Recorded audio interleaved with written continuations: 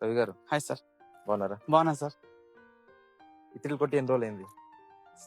Sir మా ఫిబ్రవరి 1 కొట్టాం sir ఇతరులు. డేస్ జనవరి 21 కొట్టాం సార్ మనం. జనవరి 21 కొట్టాం. డేస్ డేస్ వచ్చేసి ఇప్పుడు ఫిబ్రవరి 12 నుంచి వాటర్ వదులుతున్నాం సార్. ఓకే సార్ ఫిబ్రవరి 12 నుంచి వాటర్ వదులుతున్నాం. సో మేజర్లు ఏమంటే అంతకుముందు నేను ఫస్ట్ విజిట్కి వచ్చినప్పుడు చెట్లు అనేది చాలా చిన్నగా ఉండే. Yes sir. ప్లస్ ఇంకోటి ఏమంటే ఈ తోటలో heavy blight. Yes sir.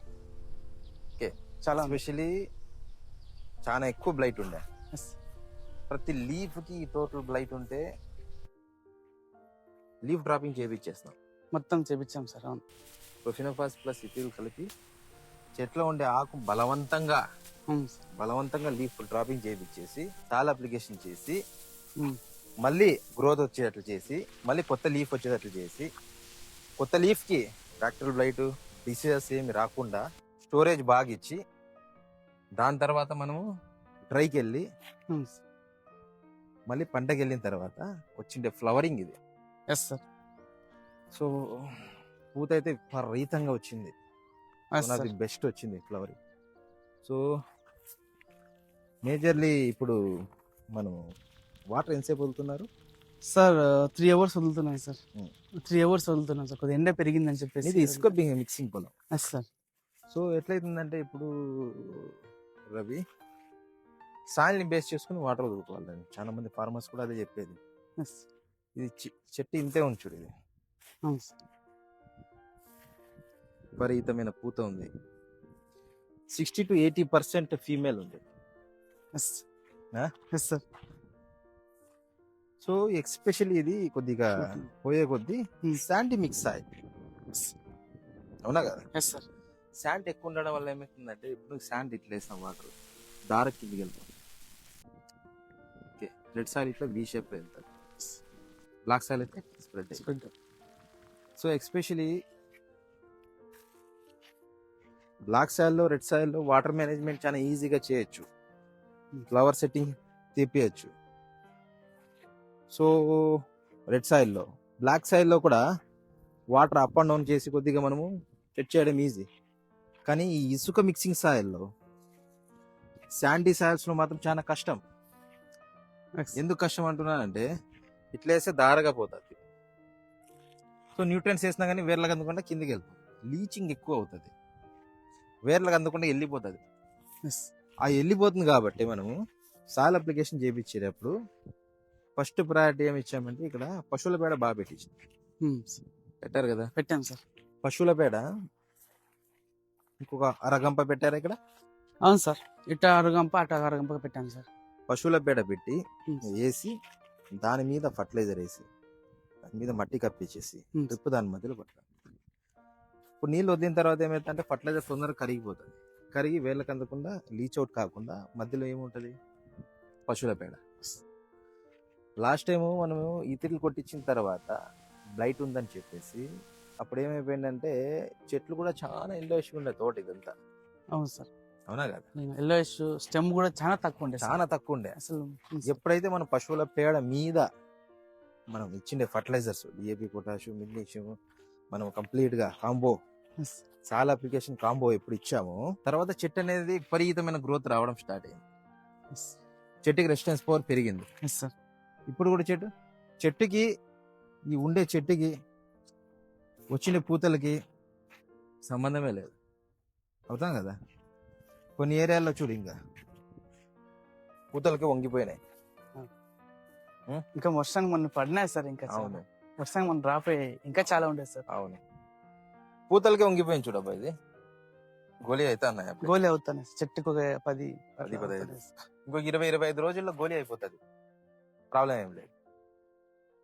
So ఆ విధంగా సాయిల్ అప్లికేషన్ చేసిన తర్వాత మళ్ళీ దానికి మనము ఒక 60 days వాటర్ పెట్టామా సార్? పెట్టాము సార్. 60 days వాటర్ పెట్టి మళ్ళీ 1.5 months 2 months వరకు డ్రై పెట్టి ఇతరులు కొట్టి పంటకి వెళ్ళాము.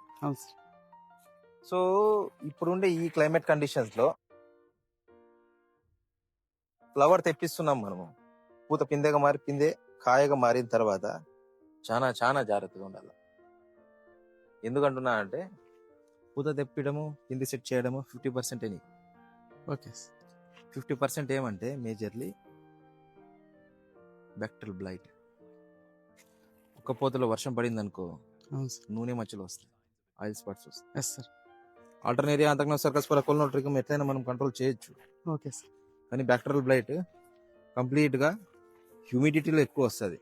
దాని ఉక్క వాతావరణము, ఉక్కపోత ఎక్కువ ఉన్నప్పుడు, వర్షం పడినప్పుడు, టెంపరేచర్ ఎక్కువ ఉన్నప్పుడు చాలా పెద్ద ఎఫెక్ట్ అది.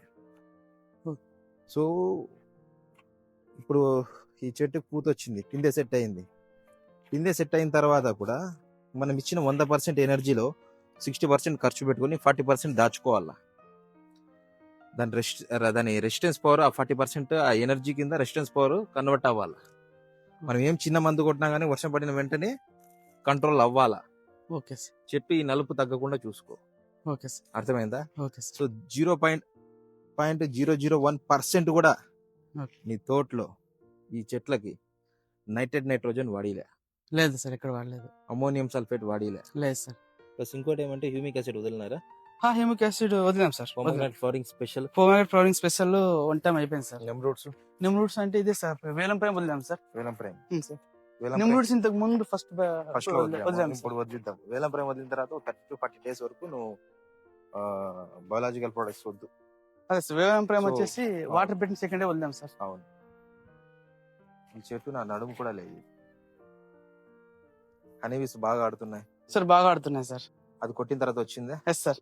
మీరు కొట్టిన సార్ ఫంగనీల్ సార్, ఇన్ఫోటెక్ కంపెనీ, కృషిటెక్ వాళ్ళది ఫంగనీల్ కొట్టాను సార్. ఫంగనీల్ కూడా బాగా అది పనిచేస్తుంది. కొట్టినప్పటి నుంచి వచ్చేస్తాం. అవును. దాల్చిన చెక్క, బెల్లము ప్లస్ ఇది ఏది మజ్జిగ 3 మిక్స్ చేసి కొట్టినా గానీ బాగా వస్తుంది.